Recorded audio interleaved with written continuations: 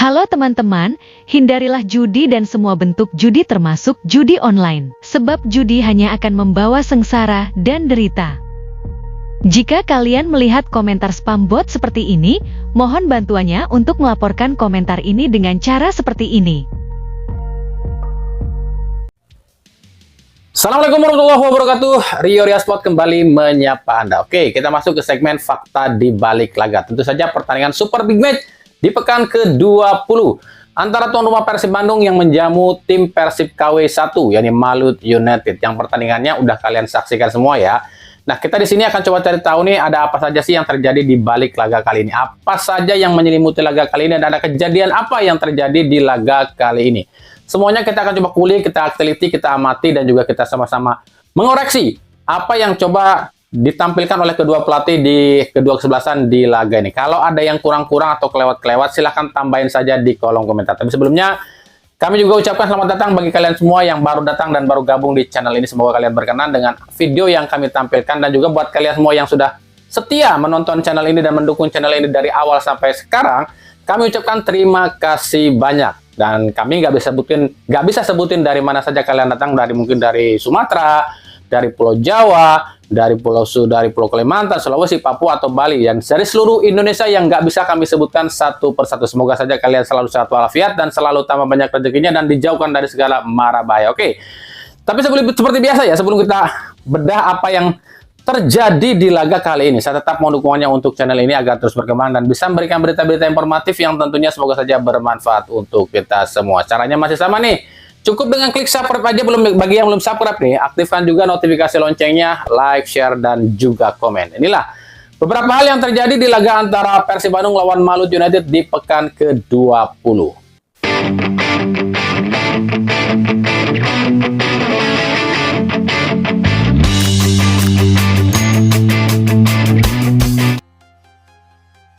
Inilah beberapa hal dan beberapa momen yang bisa kami tangkap, kami amati di laga antara Persib Bandung lawan Malut United di pekan ke-20. Wasit Yudai Yamamoto, ini penampilan ke-19 wasit asal Jepang di musim ini dan jadi salah satu wasit dengan penampilan terbanyak di BRI Super League musim ini. Dan sejauh ini wasit ini sudah mengeluarkan 43 kartu kuning dan 2 kali 5 kartu kuning dalam satu laga dan 1 kartu merah.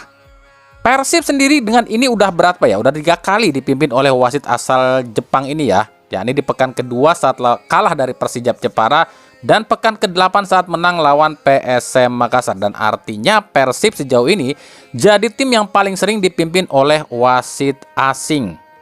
Dan seperti yang Kodak pernah bilang, kenapa ya kalau Persib lawan tim-tim besar selalu pakai wasit asing? Kalau tim lain yang ada di 4 besar, kalau lawan tim besar tuh biasanya pakai wasit lokal. Ya nggak tahu lah ya.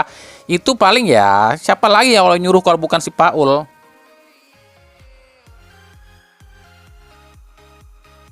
Formasi, oke, di babak pertama kalau kami amati, ini agak timpang ya antara Persib dengan Malut United. Di Persib sendiri lihat, cuma menempatkan Uliam Baros sebagai false nine alias striker palsu.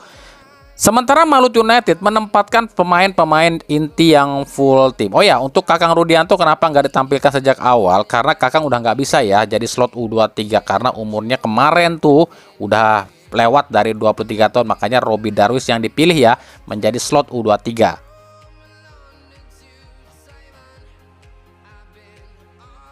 John Herdman, nah ini pertama kalinya nih pelatih timnas Indonesia yang baru yakni John Herdman nonton langsung pertandingan Persib di Stadion GBLA.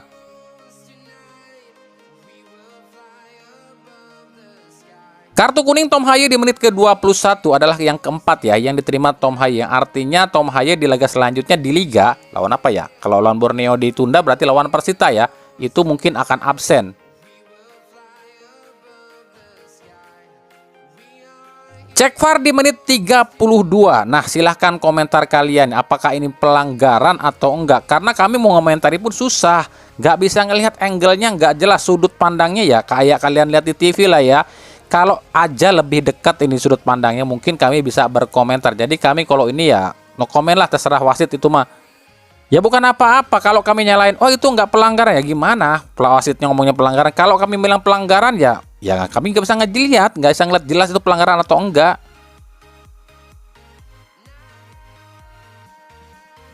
Penalti Tom Haye di menit 35 adalah penalti ke-8 yang Persib terima musim ini. Tapi ini penalti pertama ya yang dieksekusi oleh Tom Haye. Dan ini menjadi eksekusi penalti yang berhasil keempat ya di Liga, sebab 4 penalti lainnya itu gagal.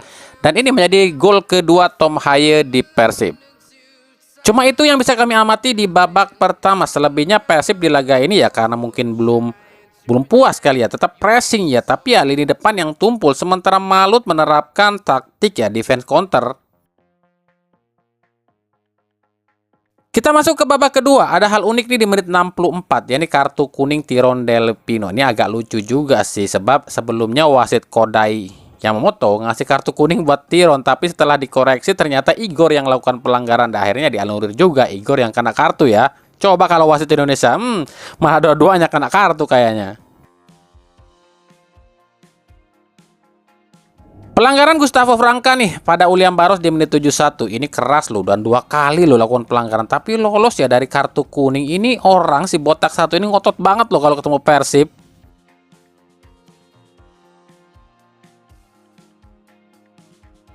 Kemudian ini agak melenceng dikit ya. Di menit 78 nih ada yang bikin kami sedikit salfok. Ya ini ada orang penonton bawa spanduk tulisannya hatur nuhun buat Indosiar.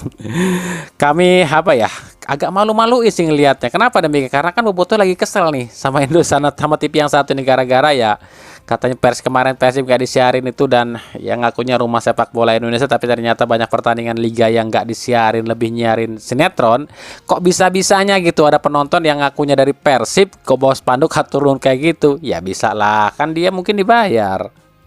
Tapi tetap aja malu-maluin. Bobotoh kemarin banyak yang protes. Dia pakai baju Persib malah hatur nuhun tuh. Aduh, ini si Mamang satu ini.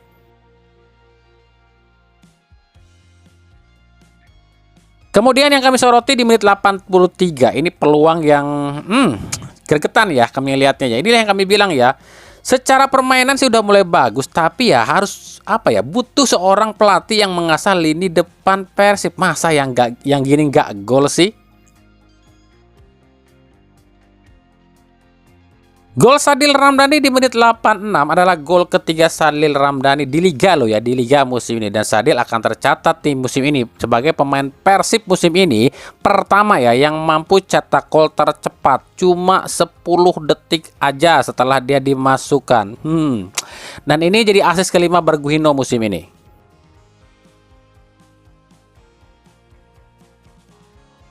Kurzawa, aduh, udah deg-degan, udah pengen ngeliat, pengen nungguin banget tuh. Kapan si Kurzawa dimainin? Ternyata nggak dimainin juga. Ini gimana sih aki-aki Gede Wadul? Padahal udah pengen lihat dia main nih si PSG 1 ini, masa nggak dimainin sih? Clean sheet, ya ini clean sheet ke-12 Teja Pakualam musim ini, dan Teja Pakualam mencatatkan rekor tersendiri ya selama berkarirnya mendapatkan atau meraih 12 clean sheet dalam satu musim sejauh ini. Kemenangan versus kekalahan. Ini kemenangan ke-15 Persib musim ini dan yang ke-10 saat main kandang, alias Persib adalah satu-satunya tim yang belum pernah kalah saat main kandang. Dan lebih hebatnya, 10 kali main kandang, 10 kali juga Persib menang, alias jago kandang.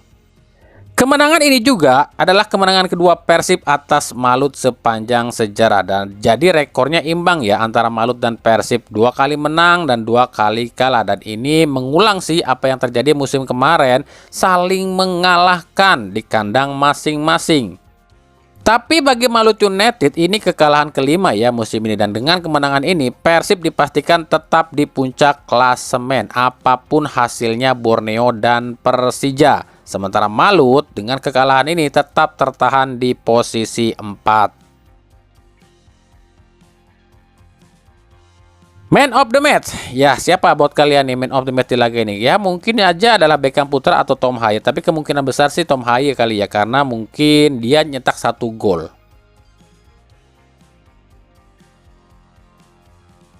Oke, kita bahas apa yang bisa kalian lihat di laga ini. Yaps, tentu saja andai saja Persib punya penyerang yang tajam dan klinis, ini tim sangat mengerikan loh.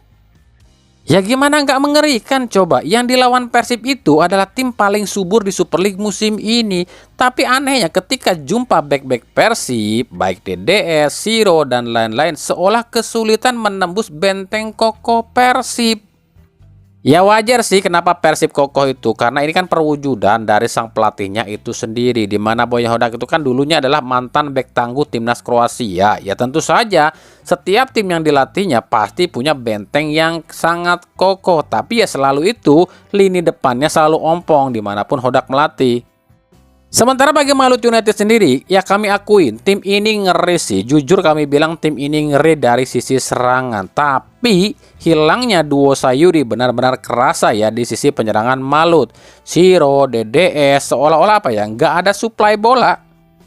Cuma dengan hasil ini, akhirnya kan menjawab semua nih, kenapa saat di Maluku kemarin, Persib tuh kalah 2-0 dari Malut. Ya mungkin benar saja apa yang disampaikan oleh Igor Tolik waktu itu. Pertama, pemain Persibnya kecapean. Yang kedua, cuaca yang sangat panas di Maluku.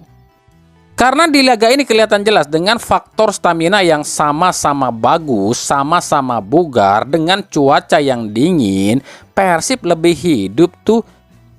Dan seperti yang saya bilang, andai saja Persib di laga ini punya penyerang sekelas CR7 mungkin, atau Mbappe mungkin, atau Haaland mungkin, ini tim mengerikan dan Malut bisa diobrak-abrik tuh. Di Persib sendiri nih, selain lini depan yang masih belum ada perbaikan ya, perubahan ya, belum signifikan ya sambil nunggu Sergio Castel main lah ya. Apa nih menurut kalian yang kurang di laga ini? Kalau buat kami pribadi di babak pertama nggak ada yang kurang sih, selain lini depan yang kurang klinis ya, kurang tajam. Tapi kalau di babak kedua, kalau kami pribadi ngelihatnya setelah Beckham Putra ditarik, serangan tuh jadi berkurang ya. Ya meskipun Bergwijn sebagai penggantinya Beckham ini tampil luar biasa di laga ini, tapi kelihatan jelas nih ya menurunnya lini tengah Persib nih usai Adam Alis ditarik keluar digantikan oleh Luciano Goicoechea. Kami pribadi nggak mau bahas soal Lucho lo ya, ntar ada yang marah lagi, ada yang ngambek lagi. By the way, soal pemain asing, Persib ternyata nggak ada satupun pemain asing yang dilepas loh ya, nggak ada satupun yang dicoret. Persib di putaran 2 ini pakai 12 pemain asing. Lah kok gitu? Bukannya regulasinya cuma 11 ya? Adam Ziyech nggak didaftarin di Liga, tapi didaftarinnya cuma di ACL 2 aja. Jadi di Liga tetap 11, kalau di ACL 2 itu 12. Tapi kok di laga ini di akhir laga nggak ada pengumuman pemain baru ya? Katanya ada yang baru di stadion tuh, kata FTV-nya Persib. Apanya yang baru? Kan nggak ada yang baru. Apa cuma siapa? Cuma Castel itu. Cyrus Margono katanya malah resmi ke Persija tuh. Apa udah kelar nih transfer Persib di putaran kedua ini? Gimana nih? Apa nggak ada lagi pemain yang akan masuk? Nah kalau udah kelar transfer Persib, gimana nih menurut kalian? Puas nggak dengan transfer Persib di putaran 2 ini? Dan kalian tetap yakin nggak Persib akan juara di Liga dan sampai semifinal ACL 2? Ya cuma itu yang bisa kami amati dan kami komentarin untuk Persib di laga ini. Karena selebihnya buat kami pribadi di laga ini, permainan Persib memang jauh lebih bagus dibandingkan 2 pertandingan sebelumnya. Agak sedikit bertenaga, cuma ya butuh lebih banyak lagi nih finishing diasah lagi. Sementara bagi Malut United, Gustavo Franca, apa kabar ya? Beruntung banget nih di laga ini nggak kena kartu. Ngotot amat sih kalau lawan Persib sampai nyoret tulisan Bandung tuh. Mana tuh selebrasi kamu saat di Malut United, saat kalian main di kandang? Udah kayak yang pernah hadirkan juara aja buat Malut. Baru ditunjuk sebagai kapten Malut aja udah lupa sama tim yang besarin nama lu sendiri. Ya inilah hasilnya buat kamu Gus ya, buat pelajaran aja Gus ya. Bagaimana dengan permainan Malut United di laga ini? Seperti yang kami bilang, hilangnya duo Sayuri ini benar-benar kerasa ya buat permainan Malut United. Karena kalau kami pribadi lihat di laga ini, pemain Malut United yang hidup tuh cuma siapa ya? Igor Inocencio, Gustavo Franca, dan mungkin Taufik Rustam ya. Selebihnya ya biasa aja.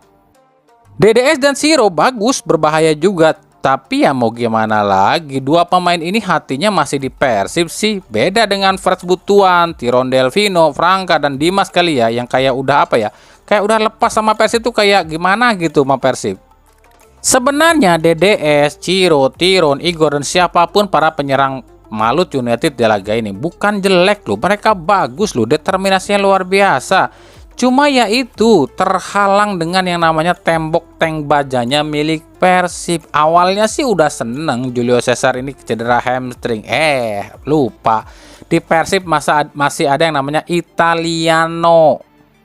Terus penggantinya seorang Dewangga yang lebih ngotot, lebih barbar. Ya udah sulit juga buat si Ciro Alves. Apalagi itu belum Kurzawa dan Dion Mac masuk loh. Nah, buat pelatih Henry Susilo, maaf lo ya, gini loh, makanya jangan sembarangan ngomong kalau sama Boyan Hodak. Kenapa emang bang? Karena sebelum laga Henry Susilo kan bilang kayak gini nih. Kita lihat kadang Persib kalau belum unggul pasti dia akan lakukan pressure ke atas. Tapi kalau sudah unggul, rata-rata dia akan di middle bahkan low block dan dia untuk attack seperti itu. Jadi kami sudah siapkan antisipasinya untuk menghadapi itu. Saya pikir saya bukan mengkritisi ya. Saya pikir yang perlu dievaluasi yang masih. Ada, kalau udah tahu taktiknya Persib, kenapa diomongin di publik? Kan ujung-ujungnya dirubah tuh sama Boyan Hodak. Kaget ya ngeliat Persib, meskipun udah menang, udah unggul, tetap nyerang terus gitu. Belum tahu aja dia sama si aki-aki gede wadul.